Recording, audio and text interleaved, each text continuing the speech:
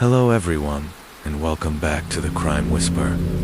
I know many of you listen to these stories to fall asleep, so before you drift off, leave a comment telling me where in the world you're listening from. And if you're enjoying the series, don't forget to like and subscribe. Now, let's settle in, get cozy and begin. Story 1. The mysterious death of Michelle McNeil on the afternoon of April 11th, 2007. In Pleasant Grove, Utah, 6-year-old Ada McNeil came home with her father Martin, expecting to see her mother Michelle, who had promised to pick her up from school. Ada searched the house and found her mom unconscious in the bathtub. Her dark hair floated in water tinted reddish-brown. She called out, but Michelle wouldn't. Wake up. Michelle McNeil had everything: beauty, talent, and charm. Raised in an affluent family in California, she was once a cheer captain and homecoming queen. At 20, she met Martin McNeil, a handsome, intelligent man who swept her off her feet. Despite her family's disapproval, she eloped with him after a whirlwind romance. They had 4 biological children and adopted 4 more from Ukraine. Outwardly, they were the perfect Mormon family. But behind closed doors, cracks were forming. In early 2007, Martin suddenly announced he had terminal cancer and only months to live. He started walking with a cane and asked Michelle to get a facelift. He wanted to see her youthful beauty one last time. Michelle hesitated due to her high blood pressure and anxiety, but Martin pushed her relentlessly. He had already scheduled and paid for the surgery. On April 3rd, Michelle underwent the facelift. The surgery went well, but she was weak and groggy. The doctor advised an overnight hospital stay, which Martin resisted. He reluctantly agreed, but picked her up early the next morning. Michelle's daughter, Alexis, a medical student, came home to care for her. But after one night, Martin urged Alexis to go rest. He would take over. The next morning, Alexis returned to find her mother unconscious and pale. Martin claimed Michelle had overdosed on medication. Michelle later confided in Alexis, "Every time I wake up, your father gives me pills. I don't know what I'm taking. When I vomit, he gives me more." She seemed scared, but begged Alexis to believe that if anything happened, it wasn't Martin's doing. Michelle gradually recovered under Alexis' care. By April 10th, she was doing well. Alexis returned to school. The next morning, Michelle called her, sounding upbeat and in love. Just an hour later, Martin called Alexis from his office, a strange move, since he usually used his cell phone. Later that morning, Martin picked up Ada and returned home. Minutes later, Ada found Michelle unresponsive in the tub. Martin called 911 and shouted dramatically, "Why did she have surgery? Why so many medications?" Paramedics found Michelle cold and lifeless. CPR attempts failed. Martin insisted it was an accidental overdose and unfortunate reaction to surgery medications. The initial autopsy backed him, cause of death drowning, with cardiovascular disease as a contributing factor. But Michelle's daughter, Alexis, wasn't convinced. Unraveling Martin McNeil, Alexis changed her last name and vowed to uncover the truth. She and her siblings began investigating and covered a disturbing portrait of Martin. He had a long history of deceit. As a child, Martin allegedly tried to kill his mother. He faked mental illness to get military benefits and forged documents to enter medical school. In 1978, just months after marrying Michelle, he served jail time for fraud and theft. Michelle had caught Martin watching pornography, an offense taken seriously in their Mormon faith. He'd had affairs, including with a woman named Gypsy Willis, who later became deeply entangled in the case. Michelle and her daughters had recently discovered that Martin had been lying about his cancer diagnosis. They had even found a suspicious suitcase full of another woman's clothes in his car. When Michelle died, Martin quickly cleaned out all her belongings, her meds, Alexis' meticulous medication logs, even her personal items. He insisted on an autopsy, perhaps thinking it would clear him, but Alexis never gave up. She and her siblings went public. They fought for years to reopen the case. Finally, in 2012, 5 years after Michelle's death, Martin McNeil was charged with her murder. The prosecution argued that Martin had drugged Michelle post-surgery, hoping to drown her in the tub to make it look like an accident. He wanted her out of the picture so he could be with Gypsy Willis. In 2013, Martin was convicted of murder and sentenced to life in prison. He died by suicide in 2017. The case of Michelle McNeil, Part 2. There were just too many things that didn't add up about Michelle McNeil's death. First, Michelle had nearly stopped taking her medications before she died. She wasn't in any condition to be suddenly consuming large doses on her own, unless someone was forcing her to. And then there was Martin's statement. He claimed Michelle had slipped and drowned while trying to take a bath, wearing no pants. But their 6-year-old daughter, Ada, the first to discover Michelle, told a very different story. She remembered her mother was fully dressed, in dark workout clothes, lying awkwardly in the bathtub. Ada said it looked like someone had placed her mother there after she fainted. No one climbs into a bathtub like that, fully clothed. Then came the coroner's observations. Bruises were found on Michelle's legs, back, and buttocks, suggesting she had been lying on her back for some time. That contradicted Martin's version of events. Even the 911 call was strange. He claimed he was performing CPR, but neighbors said they never saw her chest rise and fall. Later, Martin was seen wiping away bloodstains before anyone arrived, but suspicion alone wasn't enough. Without hard evidence, no arrest could be made. Still, the case caught the attention of authorities. Investigations quietly resumed. Martin organized a funeral for Michelle, but only allowed a few members of her family to attend. During the service, instead of honoring Michelle, Martin talked mostly about himself, how difficult his life had become. He even joked about adjusting to single life, saying he'd have more time for golf. And disturbingly, he brought his mistress, Gypsy Willis, to the funeral. Their affair had never ended, not even after Michelle's death. Martin's behavior grew more erratic. He kicked Alexis out of the house, hired a nanny who turned out to be none other than Gypsy Willis, and she did nothing for the children. In May, Martin behaved inappropriately toward Alexis, touching her and saying, "I miss your mother so much. I thought you were her." In July, Martin sent his adopted daughter Giselle back to Ukraine. She was supposed to return in 2 months, but stayed nearly a year. Why? Because Martin had given her identity to Gypsy Willis. Willis was deep in debt and used Giselle's information to evade taxes and legal troubles. Then came June 2008. Martin called over his daughter Vanessa. She had struggled with drug addiction and thought her father might be sending her to rehab, but instead, he held her hand and said, "I will end your life, then take my own." He never acted on it, but the threat terrified her. Vanessa's daughter Ada had been born out of wedlock, and to avoid public shame in their Mormon community, Martin had pretended Ada was his adopted daughter. So Ada grew up calling her birth mother sister and her grandmother mom. By 2009, Martin was arrested and imprisoned for identity theft. While he served time, the police and his children's independent investigations came to a conclusion. Could justice finally be served, even without direct evidence? On January 16, 2010, tragedy struck again. The McNeil's only son, Damien, died of an apparent overdose.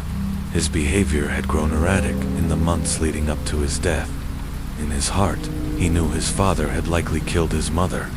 As a law student, he must have understood how difficult it would be to convict Martin. It may have simply been too much to bear. Later that year, the original autopsy conclusion was revised. Instead of natural causes, Michelle's death was now officially listed as undetermined.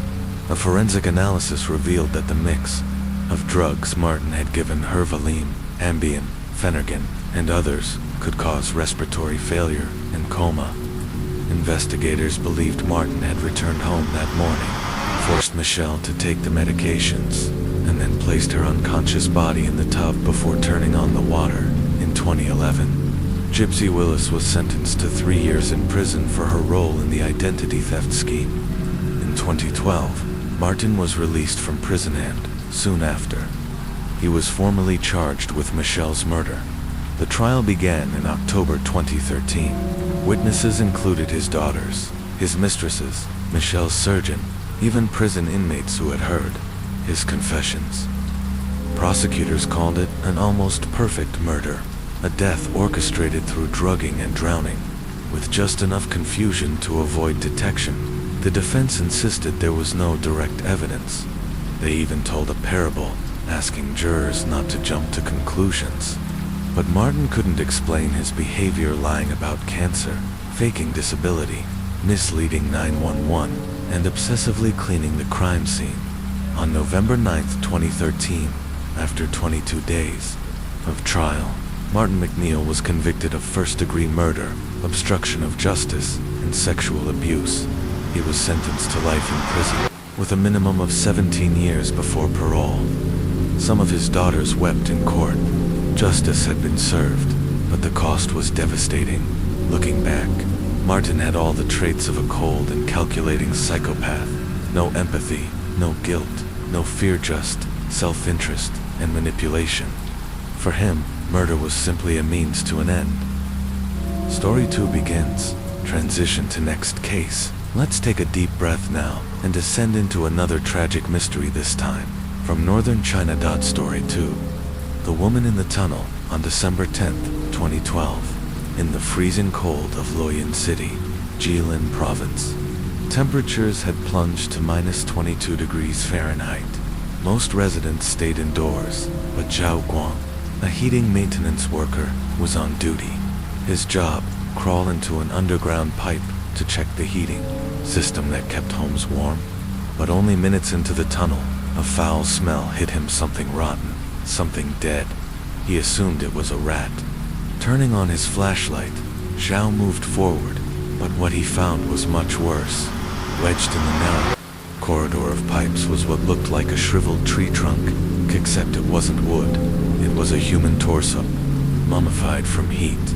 The left arm and torso remained intact. The rest had decomposed or vanished. Police arrived quickly. The body had clearly been exposed to the dry, hot air of the pipe system for a long time. What remained was shockingly wet, leathery skin, dried tissue, and a single arm. Pointing deeper into the tunnel, almost like a warning, investigators concluded several things. The tunnel was likely not the murder site. The body had been dismembered before disposal. The person who dumped the body was likely a fit adult male, navigating the cramped, winding pipe alone. The body's position and decay suggested it had been in the tunnel for years. So who was this woman? Why was she hidden here for so long, and who had gone to such effort to conceal her? Story 2. The secret in the tunnel. On December 10th, 2012. The city of Luoyang, in China's Jilin province, was locked in the depths of winter. Temperatures had plunged to -22 degrees Fahrenheit.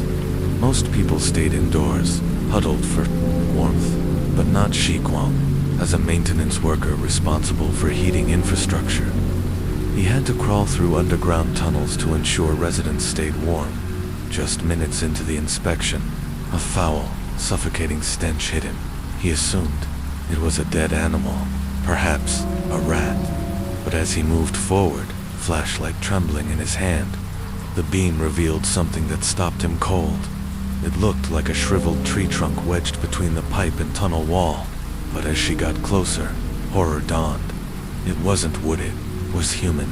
The body was dried out and partially mummified from prolonged exposure to the heat of the pipes. Only the torso and a single arm remained. That left hand stretched forward, almost as if pointing deeper into the darkness. Police quickly arrived and sealed the area. Forensics determined the remains had been dismembered before being dragged into the pipe.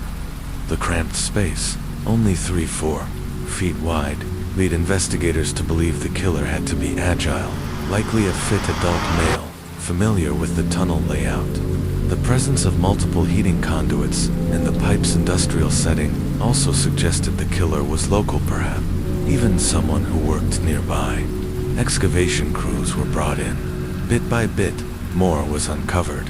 A red bra, a small pendant, scraps of decayed fabric, and finally, a deteriorated bag. Inside that bag were a human head and more body parts. Next to it, police found a rusted carving knife, its blade bent from use. It was likely the murder weapon. Forensic analysis determined the victim was a woman, roughly 30 years old, about 5 foot 4 inches tall. She had died approximately 3 years earlier. The cause of death, mechanical asphyxiation. She had also suffered a broken rib and blunt force injuries to her face. Police began sifting through missing person reports from the previous years, and one name stood out: Zhang Zhao, * Case 3, the murder plot of Lu Shuyu, a family affair. From 2018 to early 2020, Liu Shuyu maintained a relatively low profile online. She often posted pictures of herself in androgynous outfits, sporting short hair and sharing posts in support of same-sex marriage. At times, she expressed a longing for love, sometimes playfully in conversations with her female friends. But things changed drastically in early 2020. After sharing one final photo with a close female friend, Shuju vanished from social media for nearly 10 months. When she returned, she had completely transformed: long hair, delicate makeup, and a far more traditionally feminine appearance. Friends later confirmed she had undergone microplastic surgery and grown her hair out, encouraged by those around her. The transformation wasn't just physical, it changed her life. She became something of a sensation at the hotel where she worked, drawing attention wherever she went. That's where she met Zhang Kaijin, a divorced businessman, 21 years her senior. He was captivated by her beauty and quickly began pursuing her. Soon, they moved in together. Zhang provided generously for her, giving her a monthly allowance of 100,000 new Taiwan dollars, around $3,100 USD, and even buying her a BMW sports car. But despite their close relationship, Shuyu never posted a single photo of Jiang online. Her social media status remained single. Some of Jiang's friends suspected she might be bisexual and warned him not to become too emotionally involved.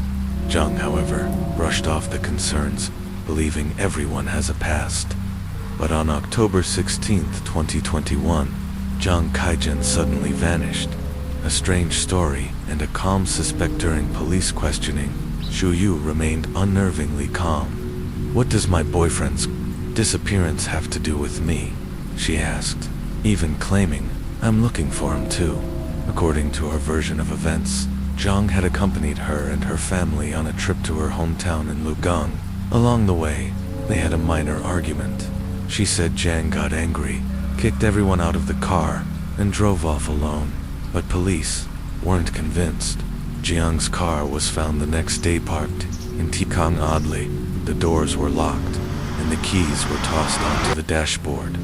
The car showed no signs of struggle or damage. It felt staged. The police didn't disclose the discovery of Jiang's body right away. Instead, they used subtle psychological pressure during their interrogations, hoping Shuyu would slip up. But she didn't. She agreed to let police search her home, confident they wouldn't find anything. What she hadn't considered was the surveillance footage. Security cameras at an ATM had captured 2 fully covered women withdrawing money using Jiang's bank card, while the figures were obscured. Police noticed their clothing items they suspected were still at her residence, and they were right. Police found matching clothes and shoes in her home. Still, Shuyu remained defiant. "These are just ordinary clothes," she shrugged. But then came another shock. Investigators discovered that Shuyu was a transgender man, presenting as a woman, detail that further complicated the dynamics of her relationship with Jiang, and possibly her motive. But there was more. Unraveling a family conspiracy route. surveillance revealed something odd about Jiang's final trip. A stretch of road that should have taken 5 minutes to drive took them an hour to cover. That area, near the Donga River where Jiang's body was later found, when confronted with photos of the corpse. Shuja's composure finally cracked. Her eyes darted. She grew anxious. Then, she confessed, "I killed him, but there was a problem." Jiang, 51, was in great health. Far too strong to be killed so easily by someone of Shuyu's slight build. The police suspected she had accomplices, and as they dug deeper, the horrifying truth emerged. Shuyu hadn't been alone. Her entire family was involved. The family's deadly planet started on October 12, 2021, when Shuyu called her father crying after another alleged beating from Zhang. Her father was enraged. He told her to find a way to lure Zhang to Lugang. The family held a video call to coordinate their roles. Her mother and father would purchase the tools and find a place to dispose of the body. Her brother was tasked with buying sleeping pills. On October 15th, Jiang traveled south with Shuyu to visit her hometown. That night, they stayed in a hotel. Meanwhile, her parents were scouting the Donga River for the perfect dump site. The next day, the trap was set. Shuhu's mother crushed sleeping pills and mixed them into Jiang's drink. Once he was unconscious, the family pulled the car over. Shuyu got out to check on him. Her father then strangled Jiang with a rope, while her brother held him down to prevent resistance. Jiang Aijun was dead. They transported his body to the Donga River there.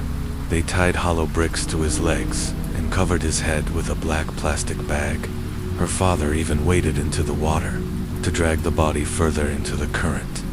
The family then drove Jiang's car to Tikong, leaving it as a decoy, and withdrew over 4.7 million new Taiwan dollars, around $134,000 USD, using his bank card. 2 days later, in a disturbing turn, Shuhu's father returned to the river wearing diving gear. He checked on the body and placed rocks on top of it. He even pierced the body with an iron rod, trying to release gases and ensure it wouldn't float. They considered releasing piranhas into the river to destroy the body, but in the end, they simply went home, hoping life would return to normal. But it didn't. Surveillance footage, phone records, and digital evidence led the police straight to them. On December 17, 2021, police raided the Lin family's home. In questioning, each member slowly admitted their role. The entire family was arrested. In court, they pled guilty. The judge noted that while their actions were premeditated, they stemmed from twisted motives of protection and revenge, not pure malice. Shoyu received a life sentence. Her father and mother were sentenced to 16 to 17 years, and her brother also received a lengthy prison term. All the stolen money was confiscated. Despite their efforts to hide the crime, nature itself betrayed them. Due to recent rain and illegal debris in the river, Jiang's corpse floated to the surface, exposing everything.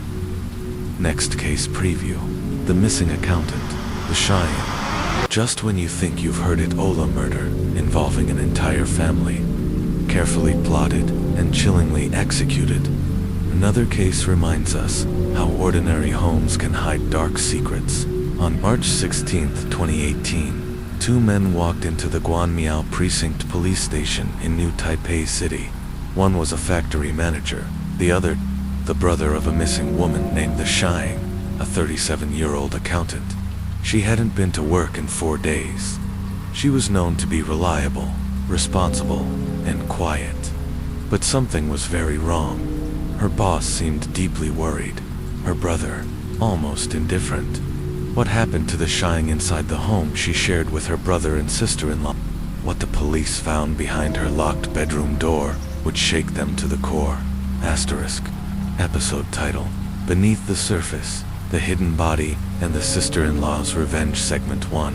A family divided in New Taipei City, Taiwan. A quiet home shared. My siblings was hiding a dark secret.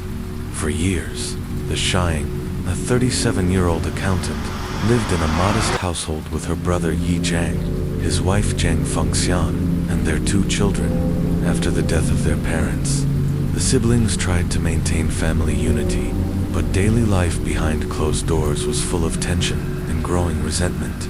Fengxian, the sister-in-law, had a reputation for coldness. She often cooked only for herself, disregarding her in-laws entirely. Her relationship with Xiang was especially strained. Their disputes ranged from petty slights to screaming matches. Fengxian viewed Xiang as an intruder in what she considered her family's home. Despite the conflict, no one expected what would come next. Segment 2. The disappearance. On March 12, 2018, Xiang requested a few days off work to attend a marathon in Taoyuan. She was an avid runner, known for her discipline and health-conscious habits. But after that day, she never returned. 2 days later, her boss noticed her absence and grew concerned. She hadn't informed anyone, hadn't picked up her phone. Her brother Yi Jiang seemed indifferent when asked about her. "She's an adult. What could possibly happen?" he said. Her boss insisted on checking her room. It was locked.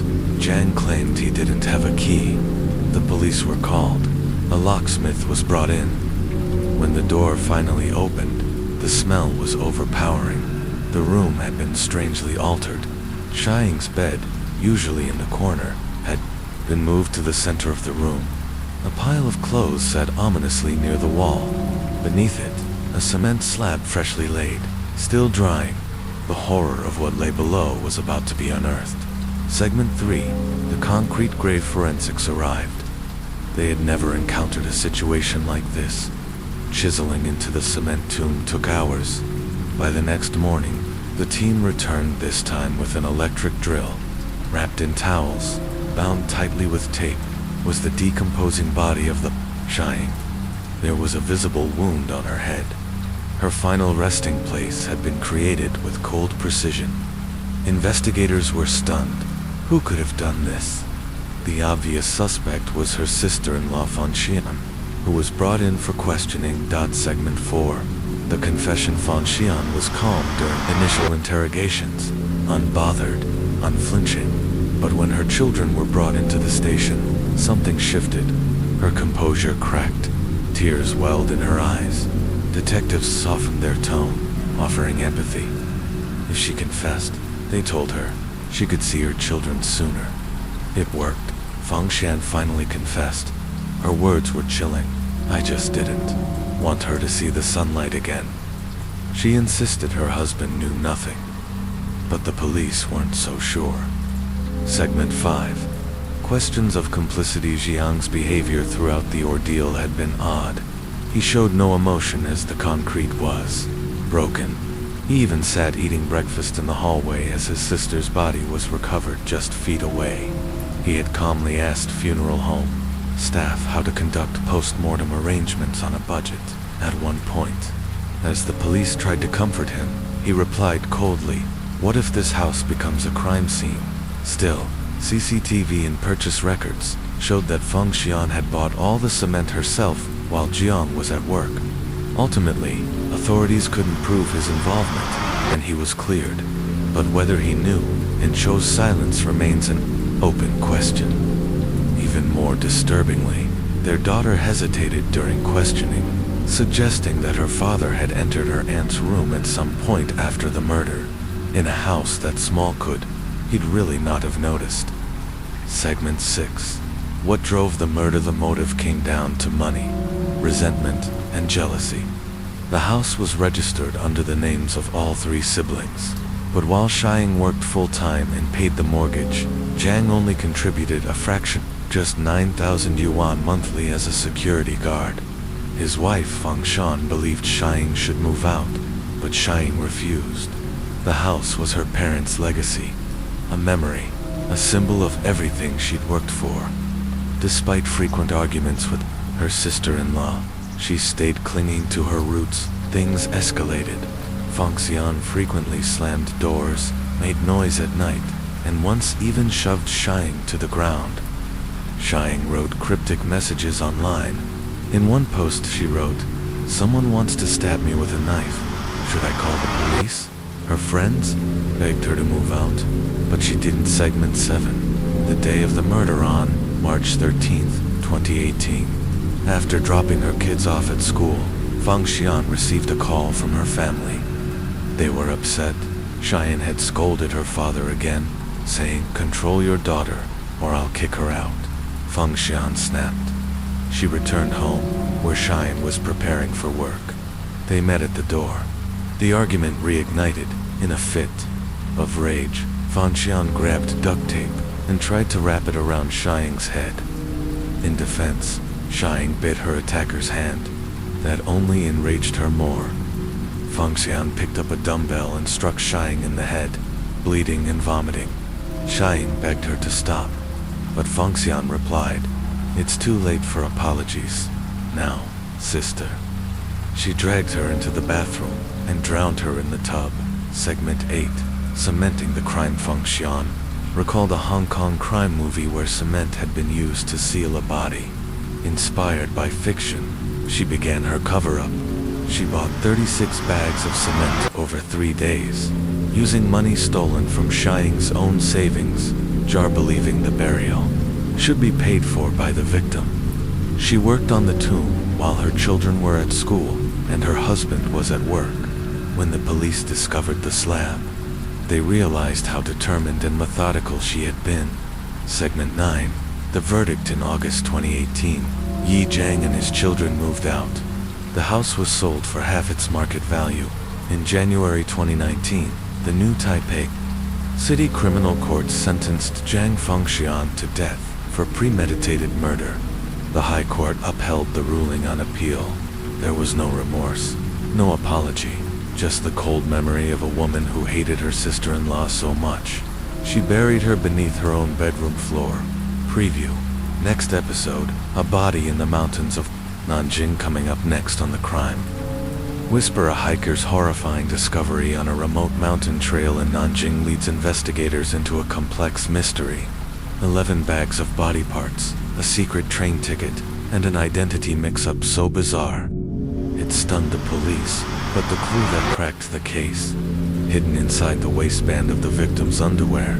Join us next time. Title: Twice Dead, the Ghost of Tyone Mingying. Narrator. It all began with a grisly discovery on the slopes of Mount Zhongjun in Nanjing, Jiangsu Province, on February 28, 2011. 2 college students, hiking along a remote trail, caught a foul odor wafting through the bushes. When they investigated, expecting garbage, they found something horrifying instead. 11 black plastic bags filled with decomposing human remains. The victim was a man, muscular, slightly overweight, and in his 40s. His skull had been crushed, and his face mutilated beyond recognition. It was clear this was a brutal murder. But who was he? Narrator. Forensic experts noted precision in the dismemberment. Whoever did this had anatomical knowledge. Perhaps a doctor, a butcher, or maybe a cop. The police began to reconstruct the man's skull, trying to rebuild his face. But it was a long shot until a tiny blood-soaked scrap of paper, hidden in a secret pocket of his underwear, changed everything. It was part of a train ticket from Lanu to Nanjing. Real name registration had just been implemented for train travel, and the ticket belonged to a man named Tyone Mingyang. Narrator: The police traced Mingyang to his home in Lanu.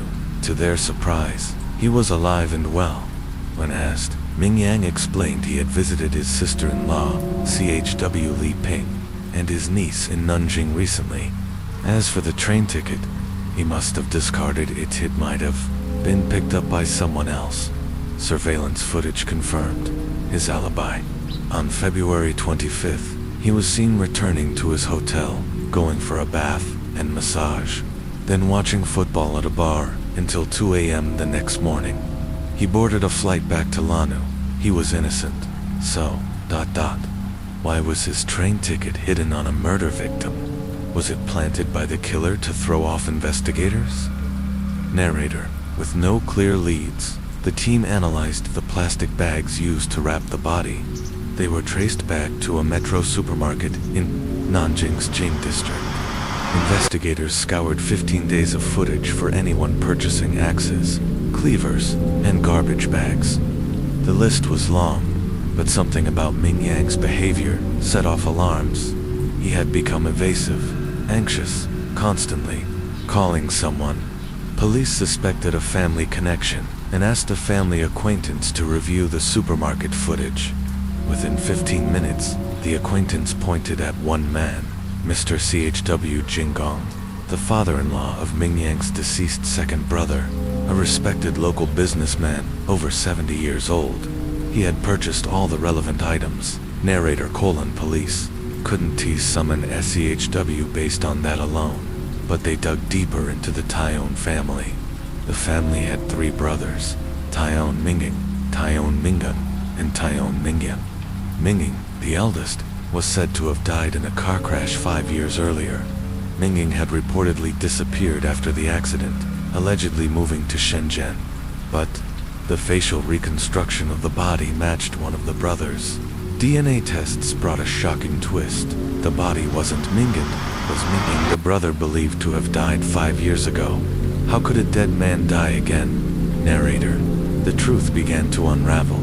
5 years ago, Minging had returned from Japan, where he had lived for decades as a naturalized citizen named Tanaka M. Ching. He had once been a successful health food entrepreneur, married to SCHW Li Ping, with whom he had a daughter. But as his business floundered, he returned to China in desperation to raise money. One day, he lent his car to his brother Minggong. Then shortly after, the vehicle burst into flames on the highway. The charred body inside was assumed to be Ming. Identification was made using his ID and wallet left behind in the car. But that wasn't Minging. It was Minggong who died. Narrator: hours after the death, Minging walked into Li Ping's apartment. Stunned, she gasped, "Li Ping, you're supposed to be dead." Minging: "What are you talking about?" When the truth dawned on them, so did a sinister opportunity.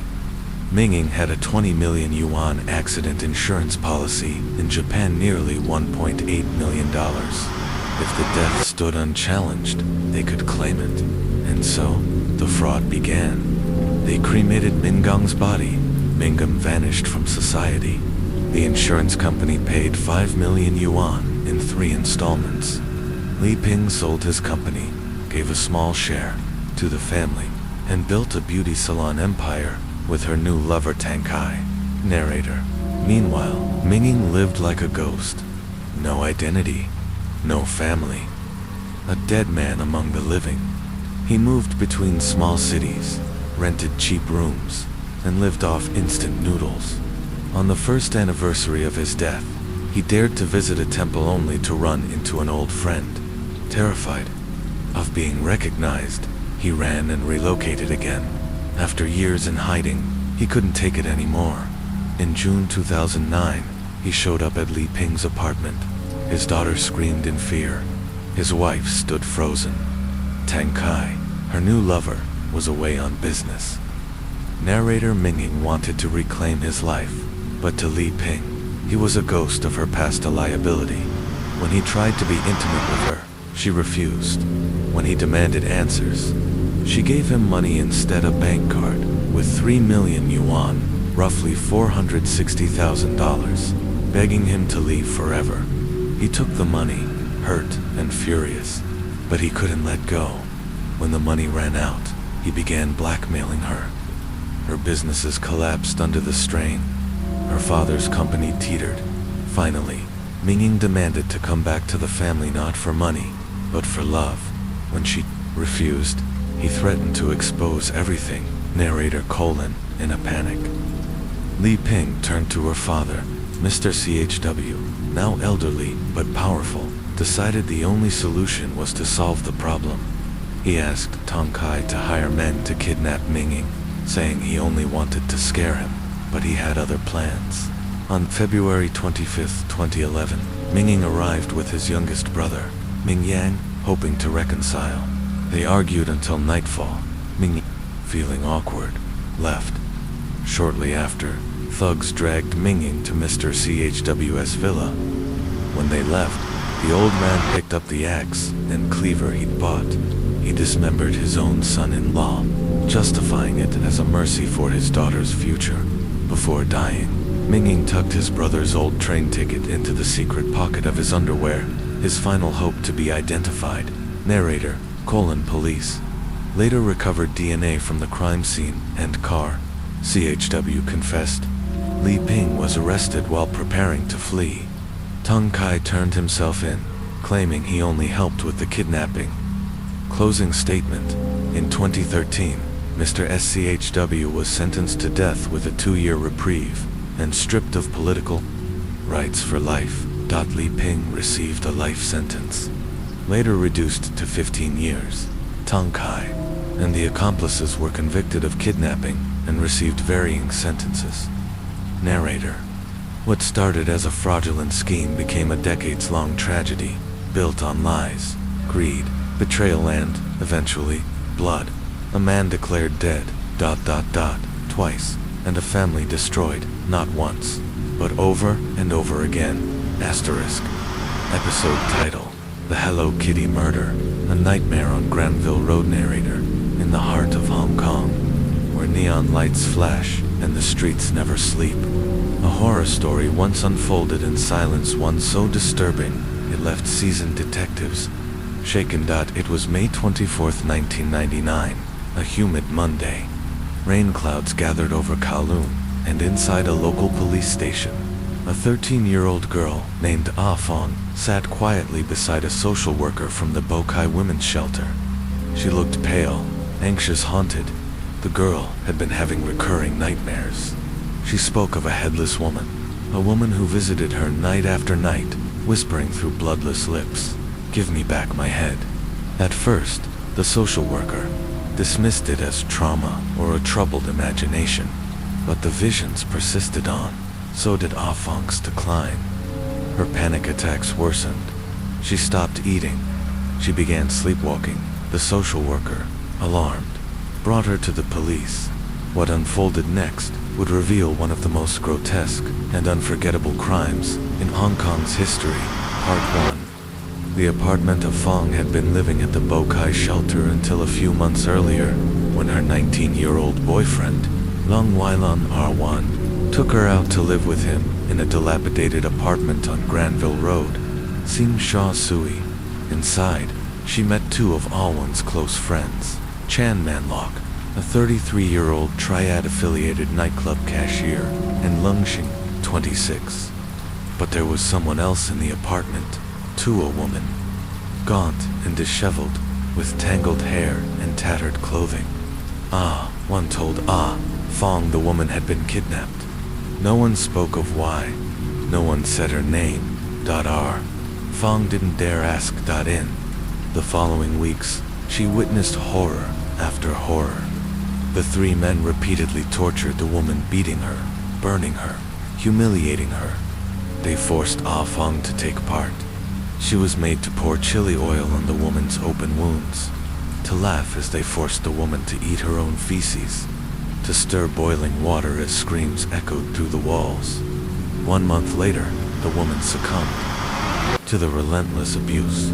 Her death was not the end. It was the beginning of something even more grotesque. Part 2. Cooking the evidence after the victim died. The three men hatched a plan to cover up their crime. They dismembered the body, stuffed pieces into cooking pots, and boiled them. They kept the head. Fong, under threats and control, was made to stir the stew, to fetch utensils, to serve noodles sometimes with human flesh. She was a child, living a nightmare she couldn't wake up from. Eventually, one grew tired of her, her panic attacks, her stares, her silence. He threw her out, alone, traumatized. Fong returned to the women's shelter, but what she brought back with her wasn't just trauma, was the key to a murder. Part 3. The dollback at the police station. Ah Fong slowly opened up. The words came in broken gasps, interrupted by sobs and long silences. She gave them an address, 31 Granville Road, a third-floor flat above the bustling streets of Kowloon. A team was dispatched immediately. The building was dark, mold-ridden, nearly abandoned. Most residents had moved out. The apartment was silent. When police knocked, when no one answered, they broke down the door. The smell hit them first. Inside was a cluttered flat with 6 small rooms. In one corner, among the debris, was a life-sized Hello Kitty mermaid, dull-stained with blood, reeking of decay. A detective lifted it. It felt heavy. He grabbed a metal rod and poked the head. There was something inside. They cut it open. Inside, the doll's hollow head was a human skull, cooked, blackened, partially decomposed. Stuffed among the cotton were mothballs, human hair, and 2 upper teeth. On the floor, they found more body parts, organs, and plastic bags, bone fragments, a hammer, and 2 stoves with remains still stuck to the metal. The refrigerator bore scratches from where a body had been forced inside. There was no doubt now. A woman had been murdered, dismembered, and cooked, and her skull was hidden in a Hello Kitty doll. Part 4. Identifying the victim with no fingerprints and the body mutilated. DNA testing was near impossible. Forensic dentists stepped in, comparing the 2 teeth found in the skull with an old photograph one, where the victim smiled. They confirmed the identity. Her name was Fan Man-yi. She was 23 years old. Her story in many ways was tragic, long before it ended in murder. Part 5. Fan Man-yi's life. Fan Man-yi was born in 1975. Her father abandoned her at age 6. Her mother remarried and refused to raise her. Alone, she was placed in an orphanage. At 15, she was forced to leave, too old to stay. With no home, no support, she took whatever job she could: waitress, janitor, newspaper delivery. She was fired often, clumsy, awkward, quiet. Eventually, she turned to sex work to survive. She worked in the Yoma Tei and Mongkok districts, navigating the shadows of Hong Kong's underworld. At 21, she met a man named Wu Chiwan, a drug addict who promised her love. She quit her job, moved in with him, gave birth to his son, but Wu's mother despised her. The abuse began: physical, emotional. She tried to leave, but how could she survive alone with a baby? She returned to hostess work, took out loans, and unknowingly sealed her fate. Part 6. The Debt That Killed Heron, 1997. Desperate for money to help her dying grandmother, Fan Man-yi stole 8,000 Hong Kong dollars, roughly 1,000 United States dollars, from Chan Man Lok, a pimp and gang member she had once served. Chan found out, and he wanted revenge. He sent his 2 henchmen to kidnap her. They forced her into a decrepit flat. For weeks, she was imprisoned, tortured, degraded, and finally killed. Even after her death, they didn't stop. Chan had no intention of letting her go. She had become a possession, an example. He increased the debt to 30,000 Hong Kong dollars, despite her having repaid more than twice the original amount. He kept her working, pregnant, sick, broken, until she defied him, and then he murdered her. Part 7. Justice and aftermath. With Ah Fong's testimony and the evidence at the crime scene, police quickly arrested Chan Man. He was found cooking dinner with his wife and child. Soon after, Long Xingqiu turned himself in, unable to cope with the pressure. The final suspect, Long Weilan, fled to mainland China, but was caught 9 months later and extradited.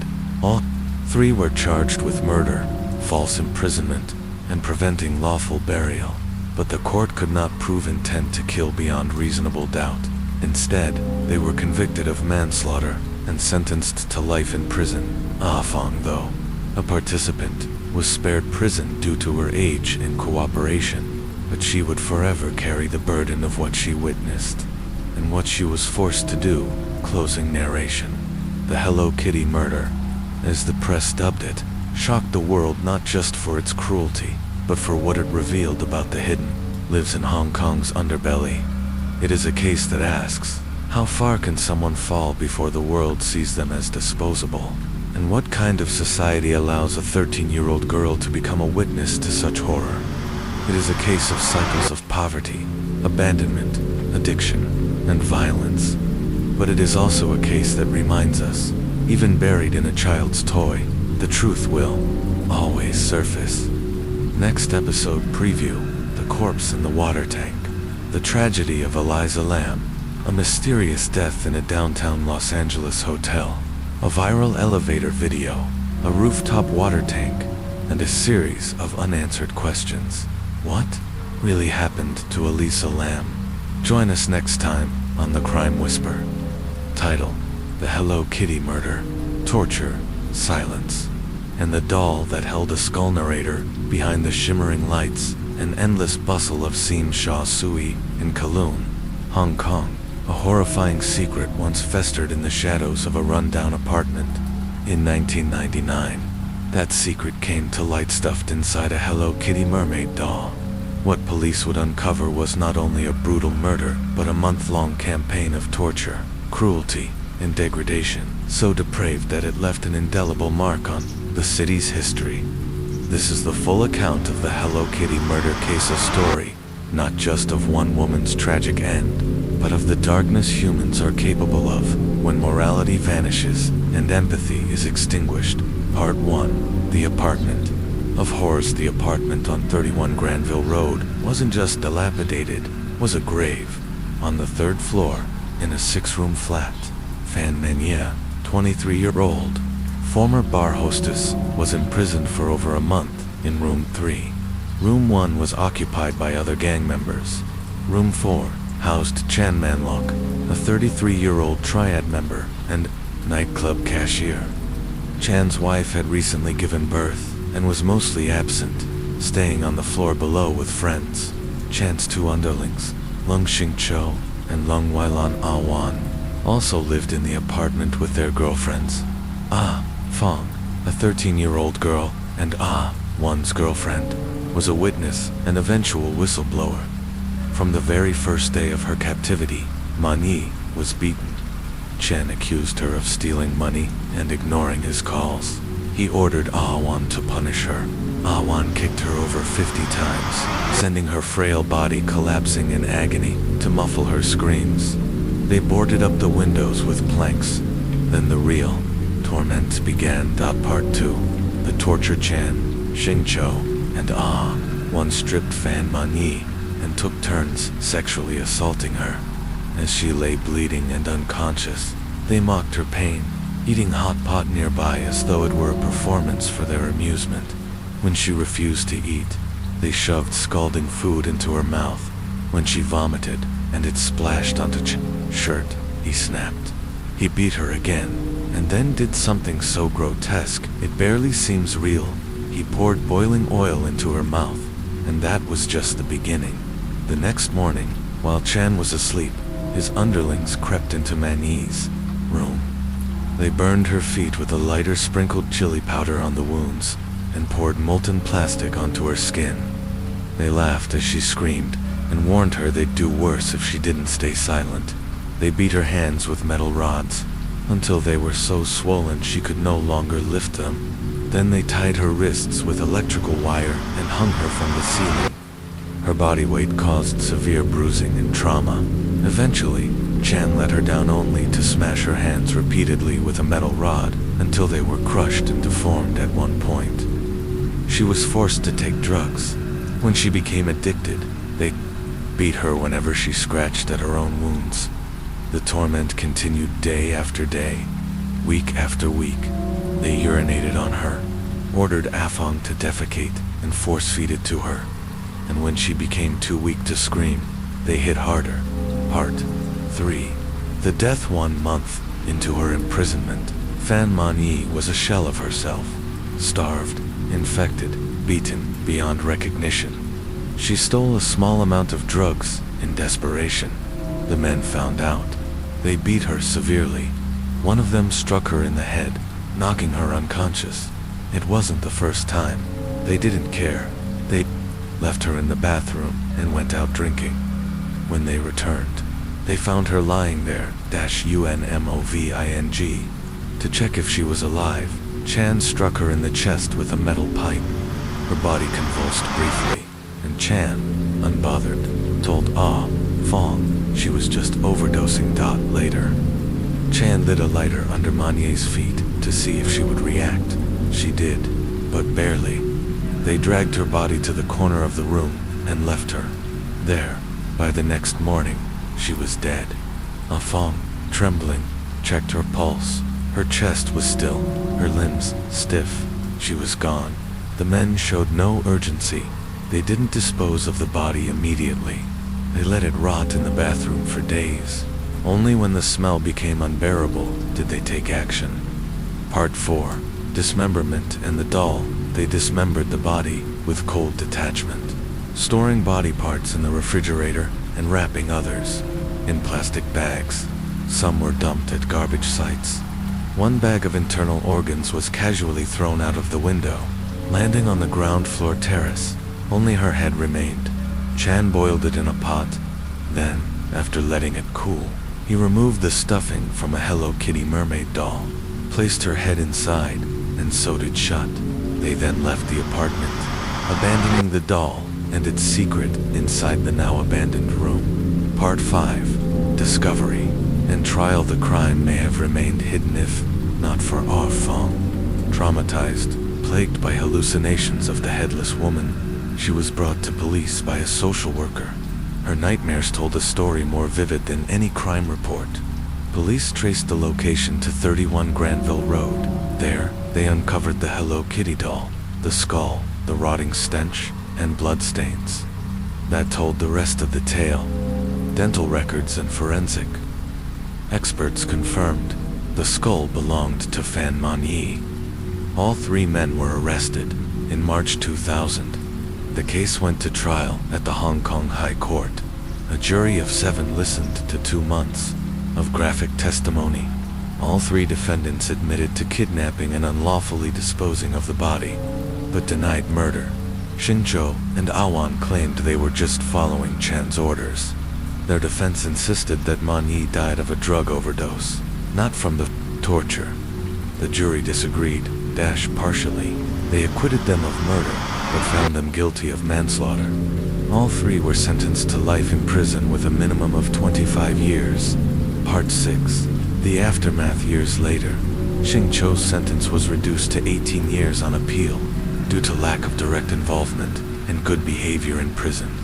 He was released in 2014, but in December 2021, he was back in handcuffs, this time for molesting a friend's 10-year-old daughter.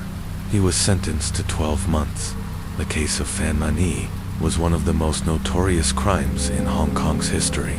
The public called it the Hello Kitty murder. Residents fled 31 Granville Road. Businesses closed. Locals claimed to see strange shadows or a doll near the trash bin identical to the one from the crime. Some said the building was cursed. Eventually, the building was demolished, replaced with a new structure, but the memory lingers. Closing narration. Fan Manyi's story is more than a murder case. It is a tragedy born from poverty, addiction, and systemic failure. It's a story of how society failed a girl again and again, until there was nothing left but her skull sewn into a doll. Behind the headlines and horror lies a heartbreaking truth. Fan Manyi never stood a chance, and for those who knew, those who heard the screams and said nothing, silence was its own kind of crime. Title: The Kofu Arson Case, Rejected Love, and a Night of Fire. Narrator: In the early hours of October 12, 2021, the peace of a quiet neighborhood in Kofu City, Yamanashi Prefecture, was shattered. What began as a home invasion ended in flames, blood, and devastation. 2 sisters, Ko and Riko Inoue, barely escaped with their lives. Their parents weren't so lucky. This is the tragic story of the Kofu double murder and arson kaisa, horrifying act of vengeance fueled by obsession, rejection, and a disturbed teenage mind. Part 1. A midnight-esque bit. Was 3:20 a.m. The house on a calm street in Kofu was silent. Then came the shattering of glass. Startled awake by the sound, the Inoue family had no time to react. A 19-year-old intruder, dressed in black and armed with 2 knives, had broken into the house through a taped-up ground floor window. Marigi Inoue, 55, and Aki Inoue, 50, were sleeping in the bedroom downstairs. Before they could fully register what was happening, the attacker struck. Marigi was stabbed multiple times. Aki awoke in terror and fled into the hallway, screaming. The attacker gave chase. Upstairs, their daughters, Ko 17 and Riko, 14, woke to the sound of chaos. As they peeked downstairs, they saw a horrific sight: their mother being chased and stabbed. In a panic, they fled onto the second-floor balcony, jumping barefoot onto the carport roof and then down to the ground below. Terrified, they ran barefoot through the empty streets of Kofu, Riko bleeding from a head wound. Only after putting some distance between themselves and their home did Ko find the courage to call the police. Her voice trembled as she explained that a burglar had broken in, that their parents were in danger and the attacker was still inside. Still panicked, they ran to a nearby 24-hour convenience store about 500 meters away. There, a clerk provided basic medical supplies to stop Riko's bleeding. The sisters waited, trembling, praying for help. Minutes later, through the store's window, they saw a terrifying sight: a massive orange-red flame rising in the direction of their home. They didn't yet know it, but their house was burning. Part 2. The scene of horror. When police arrived, the flames had already engulfed most of the Inoue home. Firefighters followed, working tirelessly to extinguish the inferno. But by the time the fire was under control around 7 a.m., the damage was done. The wooden house had been almost entirely destroyed. Only charred frames of the first floor remained. Even the neighbor's home had been partially scorched. Within the ruins, investigators made a chilling discovery: 2 bodies lying side by side, perfectly straight with no signs of contortion. It was immediately suspected that the victims had died before the fire began. Amid the smoldering wreckage, investigators also found multiple gas canisters, clear signs of deliberate arson. Forensic analysis confirmed what the police had feared. The victims were Marigi and Aki Inoue. Both had suffered over 10 deep stab wounds, primarily to their internal organs. Their official cause of death: massive blood loss. A third victim, Riko, had sustained a 2-inch-long wound across her forehead and a dent in her skull. But she had survived. The Inoue family, once the image of love and harmony, was torn apart in a single night. Part 3. The Inoue's family remembered neighbors, described the Inoue's as kind, hard-working, and close-knit. Marigi Inoue, 55, was a calm, serious man who worked for a construction engineering company. He adored his daughters and beamed with pride whenever someone said they resembled him. Aki Inoue, 50, worked as a nurse and was active in the local community. She had served as head of the neighborhood committee and was known for her warm, friendly personality. The couple had been married for over 20 years. Their love was still evident in their everyday interactions, like weekend trips and cheerful conversations with neighbors. Their daughters, Ko and Riko, were bright, polite, and well-liked in school, and in one cruel night, all of it was destroyed. Part for a phone call and a confession just 9 hours after the crime, at 7 p.m. The police received a strange phone call from a patrol police station nearly 30 kilometers from the crime scene. On the other end was a young man, weeping. "I killed someone," he said. Officers instructed him not to move and rushed to the location. When they arrived, they found a 19-year-old male, clearly shaken, with visible burns and a broken finger. His car contained no evidence, but his body bore the signs of violence. During a long interrogation lasting until 2 a.m., his fragmented story began to form a coherent and horrifying narrative. The man was arrested on charges of double murder and arson. He was then taken for treatment and formally detained the following day. Part 5. The suspect and the rumors. Because the suspect was 19, he was legally considered a minor under Japanese law at the time. As a result, his identity was initially protected, his name, face, and personal details concealed from the public, but the public was ravenous for information. Rumors flooded social media. Some claimed his last name was Okamoto, others said Yoshida. Some speculated he had blonde hair, a fierce face, or a violent reputation. The surname Mara trended so widely that innocent people with that name, especially vineyard owners in Kofu, suffered reputational damage and financial loss. Eventually, a controversial newspaper leaked the suspect's identity, violating ethical standards and legal protections. They revealed his name, Yuki Endo. He was 19, a high school student at Yamanashi Prefectural Central High School, a classmate of Ko Inoue, and a member of the student council. Part 6. The obsession with Koyuki Endo had developed an intense infatuation with Ko. He admired her beauty, her intelligence, her warmth. To him, she seemed like the heroine of a romantic, manga kind, talented, and graceful. 12 days before the crime, Yuki cornered Ko at the school's bike shed and confessed his feelings, presenting her with a Tiffany necklace. Ko, polite but firm, declined. "We don't really know each other," she said. "I can't accept this." But to Yuki, rejection was unbearable. Over the following days, he followed her, sent gifts to her home, and even learned her address. When she blocked him, his obsession curdled into rage. On October 7th, Ko reluctantly agreed to a dinner, hoping to end things peacefully. But when she sent a final message the next day, clearly stating she didn't want a relationship, Yuki snapped. In his twisted mind, he decided she had humiliated him and she had to pay. Part 7. Planning a nightmare consumed by revenge. Yuki first planned to kidnap Ko and hold her in an abandoned house near his great-grandmother's property. He bought pliers, drills, knives, and dried food, preparing for days of captivity. He even researched how to ignite gas canisters and break windows quietly.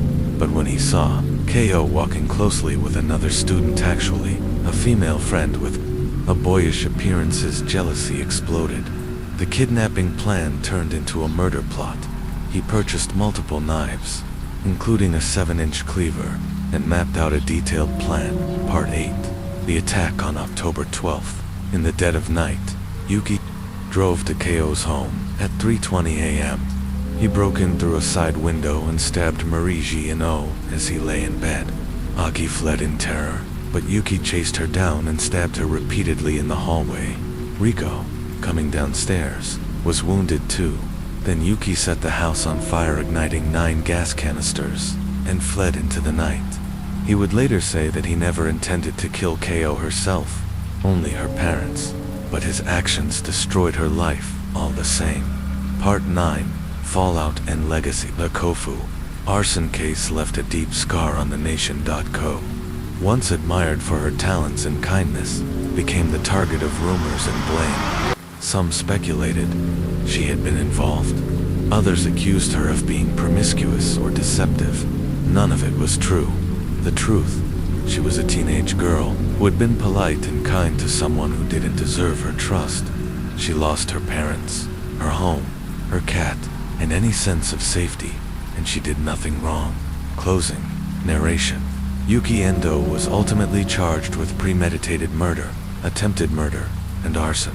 Though he was a minor, he was tried under the stricter provisions of Japan's new special minor classification. His obsession turned to hatred, and his delusion turned to destruction. Ko Inoue's life was forever altered by one boy's inability to accept rejection. Sometimes, love isn't love, it's control, and when control is denied, it can turn deadly. Title: The Fire That Took Everything. The Kofu, Arson, and Double Murder Case. Narrator: October 12, 2021. The early hours of the morning in Kofu City, Yamanashi Prefecture, a peaceful neighborhood slept under a blanket of silence until it was ripped apart by the sound of breaking glass, followed by screams, and then fire. When the smoke cleared, 2 parents were dead, A home was gone, and two sisters once full of promise were left with scars they would carry forever. This is the true story of Yuki Endo, a 19-year-old boy consumed by obsession and rejection, who turned heartache into horror and shattered an entire family in one night of blood and flames. Part 1. Fire and escape. Around 3:20 a.m. 19-year-old Yuki Endo entered the Eno household through a ground floor window he had carefully prepared, with tape to keep the glass from shattering loudly. He was armed with 2 knives and a plan built on rage.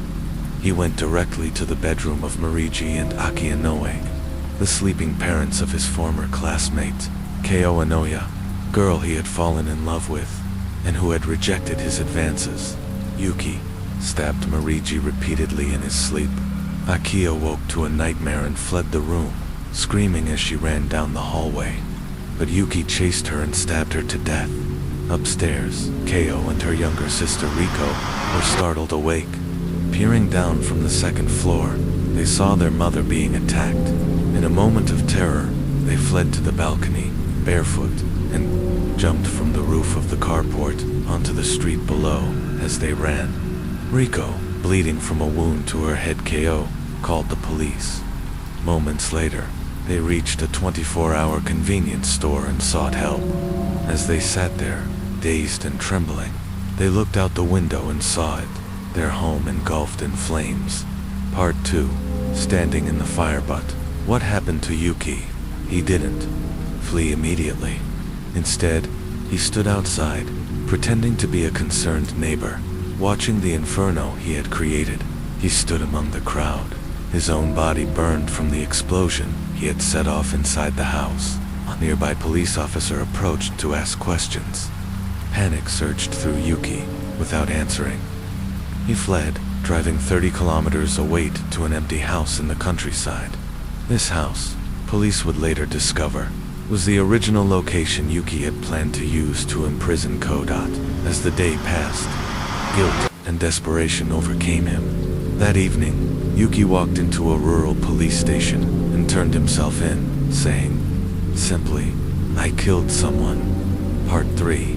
A day that should have been different. That very day, October 12th, 2021, Keo Inoue was meant to represent her high school at a prestigious youth education seminar. Her parents had been so proud of her, hopeful about her bright future. But instead of standing at a podium, Keo was at a convenience store, barefoot and traumatized, watching her house and her life burn. She would later tell police, "I should have been the target. It was because of me my parents were killed. Why didn't he come after me?" The guilt consumed her, but she had done nothing wrong. Part 4. The arrest and the past, revealed in April 8, 2022. Prosecutors in Kofu formally indicted Yuki Endo for premeditated murder, attempted murder, and arson. By that time, Japan's revised juvenile law had come into effect, allowing for stricter penalties for certain minors. This case would become a legal landmark. As media outlets scrambled for details, Yuki's identity was revealed. His full name was Yuki Watanabe Endo, 19 years old, living with his mother in a suburb near Kofu.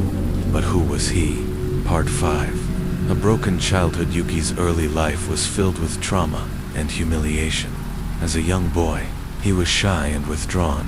Things worsened when his father was arrested for stealing water heaters. News of the arrest spread through his elementary school, and he was bullied relentlessly. His classmates taunted him, ostracized him, and branded him a thief's son. From then on, he feared going to school. The shame left a wound he never recovered from. At home, things were no better. His parents fought violently, sometimes using knives. When he was in 5th grade, he was wrongly accused by a friend of stealing a trading card. His house was searched, and though nothing was found, the rumor stuck. His mother believed in his innocence, but others didn't. They whispered behind her back, saying she was raising a liar. Eventually, she transferred Yuki to another school, but the damage had already been done. Part 6. Obsession and isolation. At age 12, Yuki became obsessed with the manga Death Note. He told classmates how fascinating it would be to write someone's name and make them disappear. Around this time, his parents divorced, and his mother remarried quickly. Yuki took on a new surname, Endo. His new stepfather was wealthy, and for a time, Yuki's life appeared to improve. He had an iPhone, nice clothes, and even showed off a golf club at school. But his relationship with his stepfather was cold. One day Yuki fell into a river while playing. His stepfather stood by, watching him struggle, and laughed. "Who said you could survive?" he sneered after pulling him out. From that moment, Yuki feared him as space in the home grew tight. After the birth of his half-sister, his stepfather moved Yuki into a separate apartment next door. Yuki lived alone. He could still hear their laughter through the walls. He felt like an outsider, unwanted. Part 7. A new start. A new obsession in high school. Yuki tried to reinvent himself. He joined clubs, took meticulous notes, became student, council president.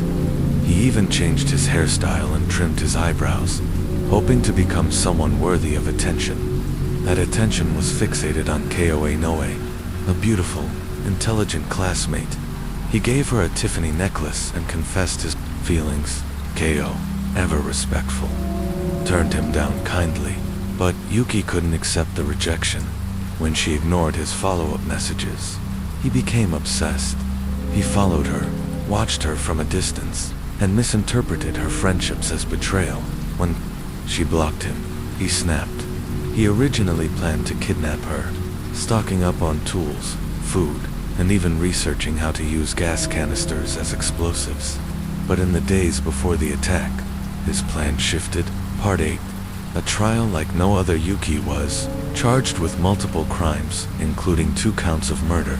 His defense argued that his abusive childhood and mental instability rendered him not fully responsible for his actions, but a court-appointed psychiatrist rejected that claim. Yuki was found mentally competent to stand trial. Over 21 court sessions, the evidence was laid bare. Eventually, on January 18th, 2024, Yuki finally broke his silence. He admitted to the crimes. He expressed regret, but refused to apologize to Ko or Rico. Ko testified via video, her voice cracked with emotion. She said she still blamed herself and remained fearful for her sister's safety. The verdict was clear.